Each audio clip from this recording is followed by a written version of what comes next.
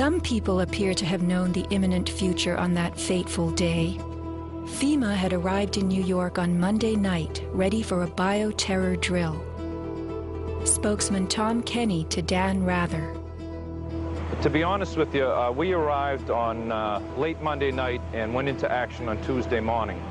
And not until today did we get a full opportunity to work the entire site other than the spot at Church and Day to which we were deployed. And Rudy Giuliani, mayor of New York, tells ABC's Peter Jennings that he was aware the towers would be coming down. What is going on now is a massive rescue effort. Do you believe it's hundreds or thousands? I really don't want to say right now, Peter. I think it's going to be a horrible number. I saw people jumping out of the World Trade Center. I saw some of the firefighters who I know going into the building. And we were in a building in which we were trapped for about 10, 15 minutes. And we set up headquarters at 75 Barclay Street, which was right there with the police commissioner, the fire commissioner, the head of emergency management. And we were operating out of there when we were told that the World Trade Center was going to collapse. The World Trade Center was going to collapse. It was going to collapse. It was going to collapse. Similarly, Larry Silverstein, new leaseholder of the World Trade Center, regretfully declared that a decision was made to pull Building 7 by the end of the day, the last structure added to the World Trade Center complex. Let's hear Mr. Silverstein's actual words, delivered for our benefit in the 2002 PBS documentary America Rebuilds. I remember getting a call from the fire department commander telling me that they were not sure they were going to be able to contain the fire. And I said, you know, we've had such terrible loss of life. Maybe the smartest thing to do is pull it. And they made that decision to pull, and then we watched the building collapse.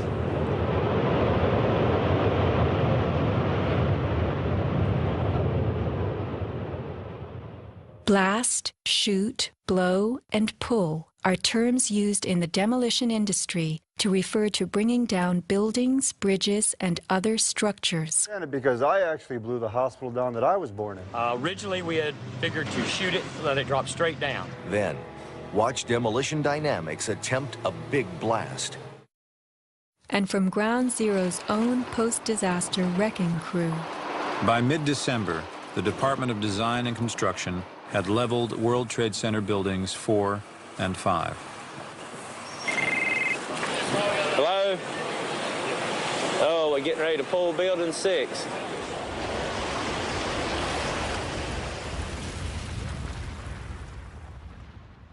Silverstein, a commercial real estate tycoon with international political connections, acquired a 99-year lease on the World Trade Center complex in the spring of 2001. Throughout the summer, he reworked the insurance policies on his new property, making sure that it was covered for acts of terrorism. Explicit in the lease agreement was Silverstein's right to rebuild the complex if it were destroyed. After 9/11, Mr. Silverstein fought his insurers in court to obtain double his policy limits for the destruction of his property, maintaining that the double hijacking constituted 2 disasters caused by terrorists, not just one. He won and was awarded over $7 billion, a magnificent return on his original $15 million investment. My first reaction is to think about the families of those people, the tragedy, the magnitude of it. However, I firmly believe that we should rebuild.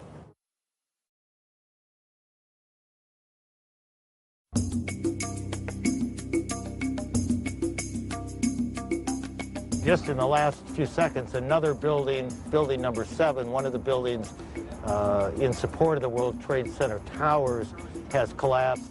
World Trade 7, functioning as the command center for the complex, housed giant diesel backup and oxygen systems, the mayor's protected emergency bunker, and offices for the CIA, Secret Service, Department of Defense, and Securities and Exchange Commission. Its other tenants were insurance companies, brokerages, and banks. No plane hit Building 7, but at 5:20 p.m. on September 11th, it collapsed in a heap on the ground. Some damage to Building 7 is said to have been caused by debris from Tower 1. Though this New York Times article tells us Building 7 burned like a giant torch, the only visuals that exist are of unidentified smoke and a few small fires. Compare this to the wallops sustained by World Trade Center 3, 4, 5, and 6. Positioned right below the towers, damage to the surrounding World Trade Center buildings was infinitely worse. Still, the structures held up. But somehow, rescue workers knew that Building 7 would fall. You hear that? Keep your eye on that building. It'll be coming down soon. A 47-story skyscraper, Building 7 folded neatly in 6.5 seconds. A textbook descent right into its footprint. Silverstein Properties now tells us that its owner was referring to the team of firefighters inside the building when he spoke of the decision to pulling the firemen out of harm's way. However, there were no firefighters in Building 7, according to FEMA, NIST, and Fire Chief Frank Fellini. They were ordered out at 11:30 that morning. 6 hours later, the building came down. You know, we heard this sound that sounded like a clap of thunder. Turned around, it looked like there was a shock wave ripping through the building, and the windows all busted out, and, you know, it was horrifying. About a second later, the bottom floor caves out, and the building followed after that. Radio host Alex Jones notes the mark of a classic implosion. This is a photo taken 1 second into Building 7's collapse. Notice the crimp. If we look at other controlled demolitions, we see that they first blow one of the central columns so the building falls in on itself. If you don't do this, the building falls outward and can damage surrounding structures. Building 7 had a classic crimp or wedge. Its central column was blown out first, so it didn't structurally damage buildings just a few feet away from it. Remember the mayor's emergency bunker? Ensconced on the 23rd floor of Building 7, it was retrofitted with superglass, water, oxygen, and its own generator. But Mayor Giuliani chose to find emergency shelter elsewhere on September 11th. Why Building 7? Even the media and its experts were confused. The History Channel interviews structural engineer Ramon Gil-Sans, who points out the obvious crimp and even speaks of the implosion. Engineers are not just focusing on the Twin Towers. The most disturbing structural event was not that the Twin Towers fell, but that Tower 7, ignited by flying debris, fell due to fire alone. Building 7 was a steel frame building, and is the first steel frame building that has collapsed due to fire.